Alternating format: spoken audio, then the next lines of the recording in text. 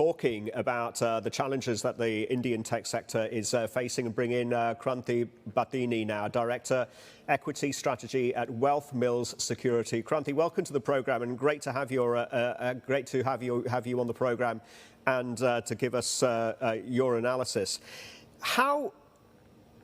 How do we approach this as investors, first of all? Does this all add up to a sell recommendation on some of these names, including TCS? Sri, good morning to you. Good yes, morning. IT industry is going through a rough patch and a challenging time. There are two ways to look at this current situation. There is a lot of macro uncertainty that's going up, and the Indian IT companies, as a service sector companies, they are predominantly depend upon the income from the North American region, the revenues originates from. And we all know the lot of policy uncertainty that has been looming around the US policymaking decisions, and the trade deals have been hampering the sentiment of the companies and IT budgets in the medium to short term.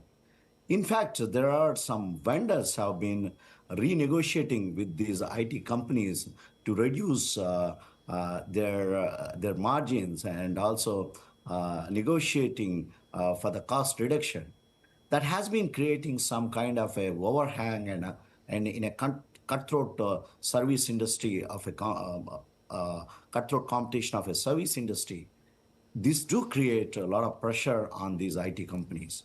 And primarily, IT companies, one of the key asset for an IT company are the employees.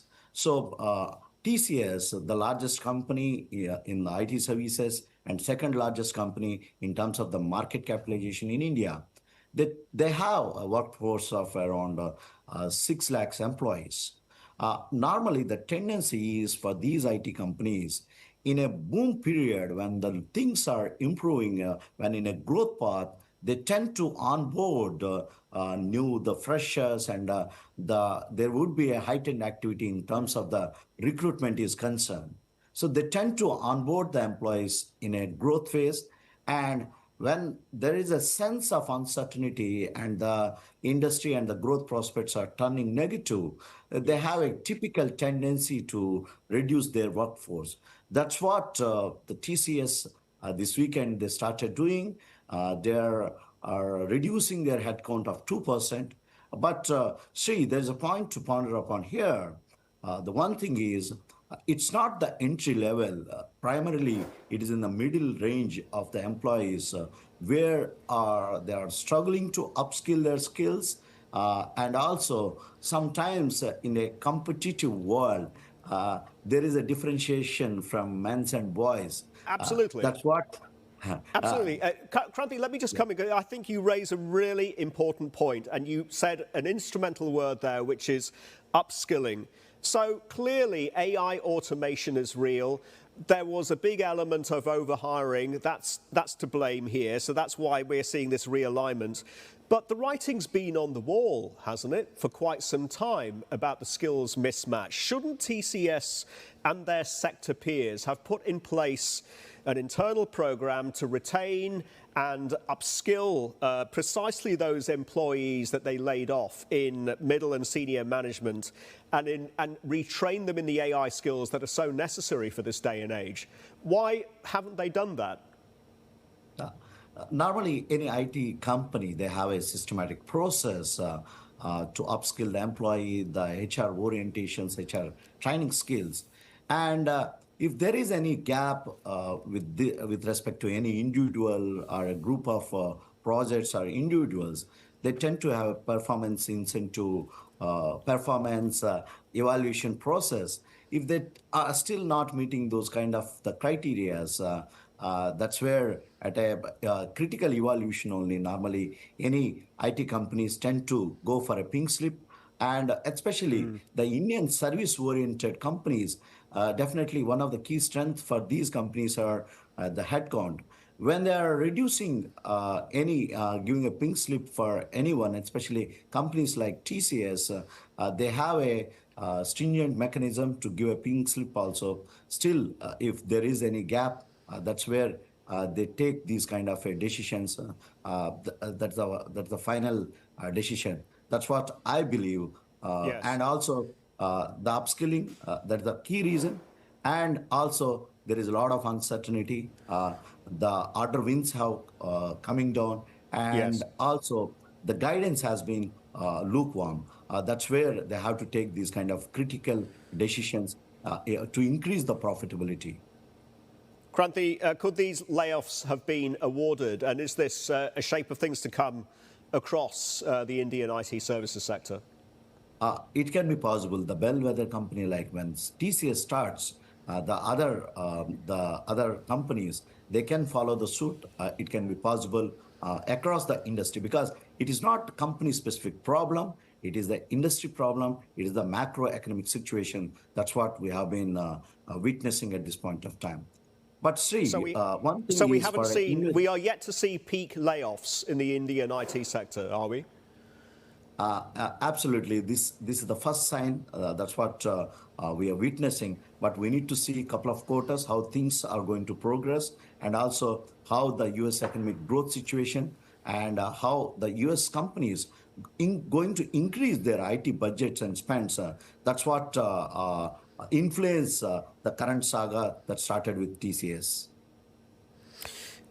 These latest layoffs, though, Kranthi, don't tell us the whole story about what is happening from a headcount point of view at TCS. And Srinivasan was talking about this when I talked to him recently post earnings.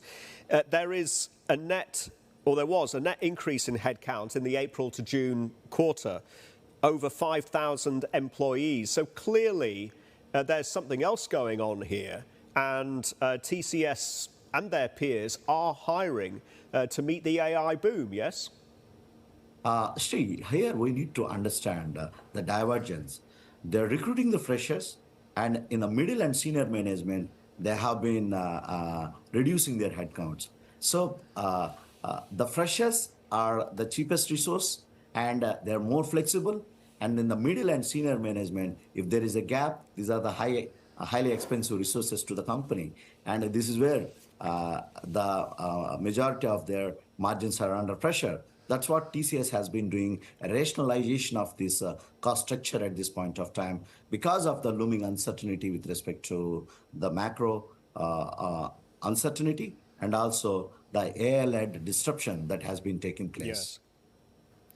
Kranthi, when you look at the IT services companies that you cover, who do you think is doing the best job of riding out these cyclical headwinds?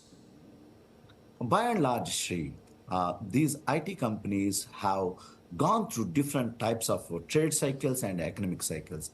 That's what these IT companies witnessed in 2000, the GFC in 2008, most recently, to our memory, is the COVID.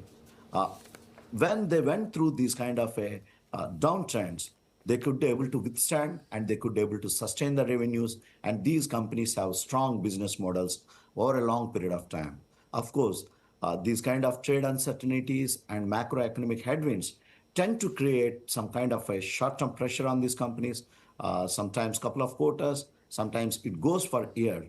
But when the global growth resumes, when the U.S. growth resumes, when there is the uncertainty get over, when there is a Yes. certainty that becomes, these companies tend to outperform on a longer term basis. Ah, Indian IT companies on a 10 years, 15 years perspective, they have outperformed the markets and created wealth for the investors Kranthi, in so terms of the investing is concerned. with that in mind, let me put this to you. If there is a US-India trade deal, will that alleviate a large chunk of uncertainty, if you will, with regard to the US market and accessing the US market, and the uncertainty associated with slower growth?